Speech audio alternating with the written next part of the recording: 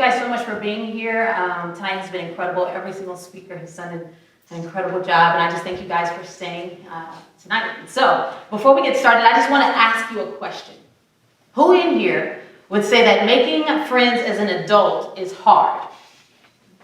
Show of hands. Okay. I'm sure the opinions on this topic may vary, so we're going to go ahead and just break the room up a little bit. So, Gen X's and baby boomers. All right, that's 40 and up in the room. Making friends as an adult hard, yes?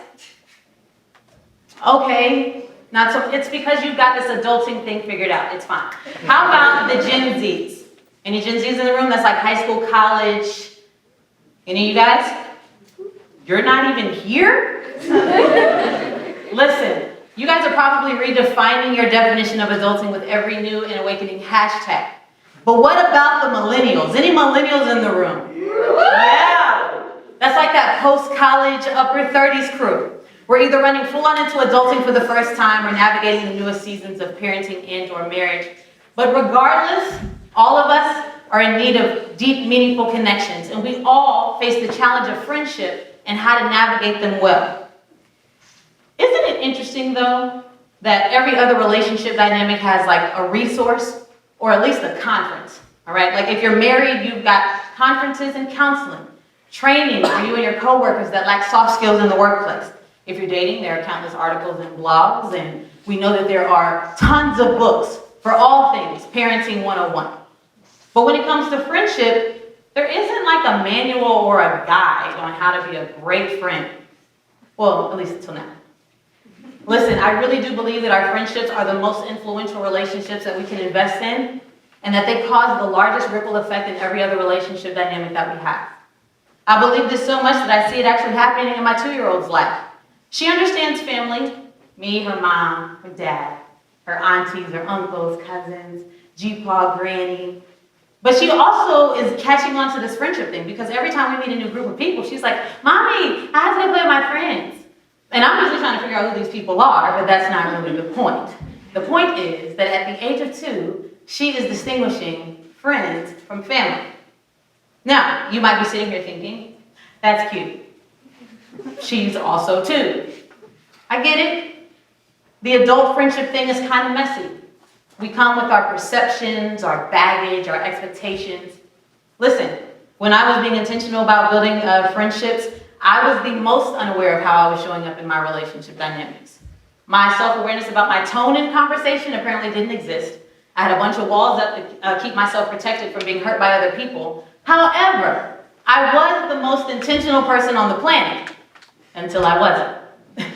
If I lost interest or wanted to move on from a relationship dynamic, I would abruptly create space without explanation. And as you can imagine, there were people who weren't really feeling too good about this.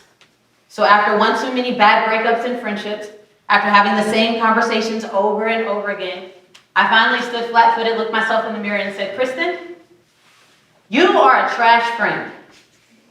Listen, my interactions with others was toxic.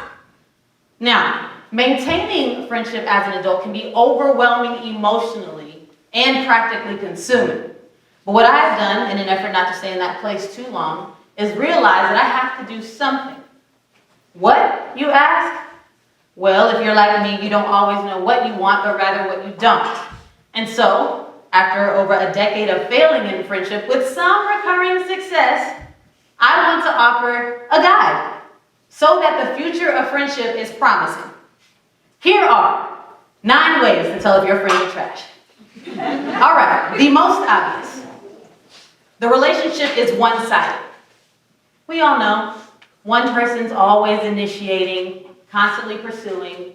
The other person's kind of measuring at indifferent, right? Listen, the great Rob Bass once said, it takes 2 to make a thing go right. Now, I was working the other day, and at some point I decided to get up and use the restroom. So, doing what we all do in the restroom, I realized that the door was starting to open.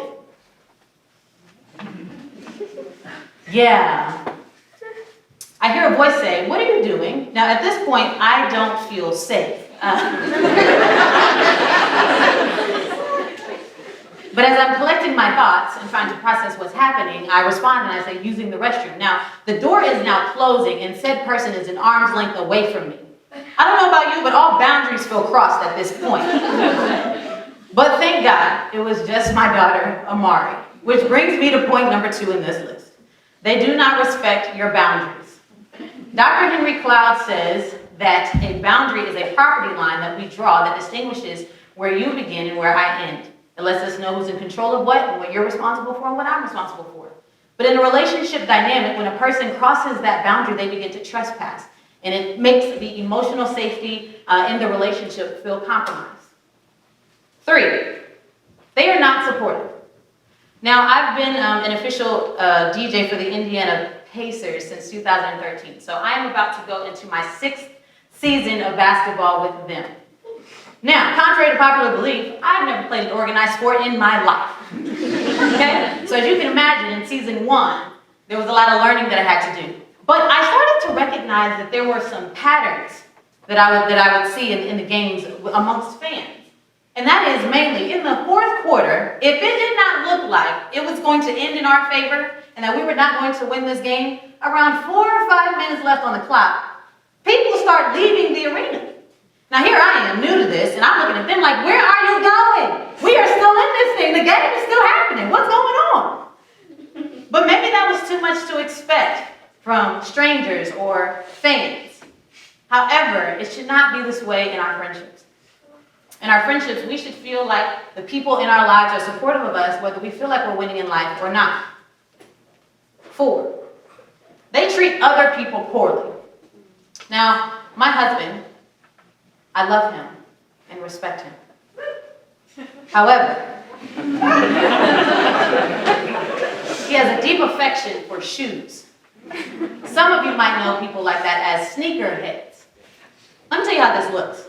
In our closet, there is a shelf I cannot even reach, where there are boxes and boxes of shoes just lined up real nice.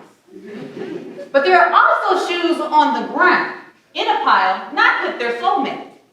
I'm trying to figure out what distinguishes these shoes from these shoes. I don't know, maybe it's the brand or the style of shoe, or maybe it's the functionality. Yes? I don't know how he makes those distinctions, but I do know that when it comes to people, that respect should be given to everyone, not just those that you're trying to impress. 5, they don't fight for you or with you. One of the biggest misconceptions in friendship is that the absence of conflict means we're good. Listen, I think personally that whenever anybody forfeits their desire for understanding or clarity or reconciliation in a relationship for the sake of keeping the peace, that they start to lose a little more and more of themselves as time goes on. And that roots of bitterness and resentment and maybe even unforgiveness have the room to grow in that relationship. 6,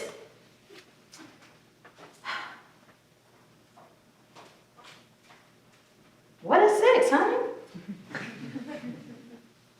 Oh, you're not a priority. That's what it is. It's kind of like when you're texting someone and you've been texting for a while, but at some point, the other person decides to call you. Now, here is the moment of truth, all right?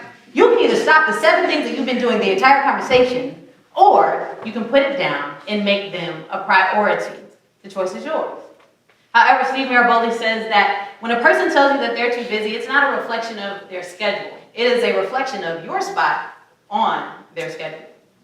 Now, earlier in the summer, my family and I, we did the Disney thing. And when I say we did the Disney thing, I mean we did the Disney thing. I mean the resort, all of the kingdoms, okay? We even did Universal Studios. We had park hopper passes. I mean, it was a whole thing. And one day, my daughter comes to me and she says, Mommy, I want to go to the pool. I want to go swimming. So her father and I are like, yeah, let's take her to the pool. We put her in the most modest thing that you can find for a 2-year-old. We take her downstairs to the pool. We put our things on the side and we sit her on the edge. Now, we figure she should get her bearings. So we give her a few minutes and then we look at her and we say, hey, Amari, you want to go swim? And she kind of leans over and she goes, no. So we're like, all right, well, do your thing. So we're in the water and she's like, Mommy, Daddy, look, they swim. And she goes, and she's like, oh, look at that. And we're like, yeah, does Amari want to swim? And she would lean over and she'd be like, no. After about 40 minutes of this, she did graduate to coming down to the 4th step and leaping into our arms.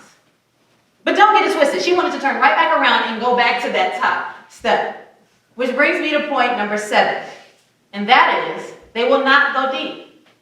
Some of you have friends that like sitting on the stairs of the pool. You might go out for coffee and talk about your favorite show or, talk about the game that happened last week. But anytime you're trying to get below the surface, they're like, Yet, if you ask them, like my daughter, they will say that they went swimming. Number 8, they are abusive. Now, I know as you're listening to this list, you're probably thinking that there's room for exception or nuance, right? But if somebody is ever treating you with cruelty or violence regularly or repeatedly, there is no excuse or exception for that. It is unacceptable. And lastly, in this list, their character just sucks. I mean, really. It's so unfortunate to meet a person and you start to like them and you think you're meshing, and then you realize over time, their character sucks. Now, how this looks in friendship, maybe they're flaky. Maybe they don't keep their word. Maybe they gossip. They slander other people to you, which probably means they might have something to say about you. They're inconsistent. They're not reliable. Listen, as a person who had whose character sucked, honestly, for a very, very long time, I know with a deep conviction that it is very hard to have relationships with people like this. But I will tell you that number 9, I think, is the root cause of 1 through 8. Now, before you go and cancel all of your friendships, don't, okay? Don't do it. This list is not to be used as a weapon or an excuse to avoid the hard but healthy work of navigating the difficult parts of friendship. This list is a tool. It's a tool to help you make better choices when you stand at the crossroads of difficulty in your friendships. It's a tool to help you see patterns that lead to difficult conversations, but conversations that create change in your relationship dynamics. This list, it's a call to love. It's a call to standard. It's a plea to have the heart conversations. Listen, I know the work of not having trash friends or being a trash friend is worth it. And not just for the one relationship you've been thinking about this whole time, but for every single relationship dynamic that you will ever have. So yes, making friends as an adult is hard. But if you're going to make friends, let them be great friends, not trash friends. Thank you.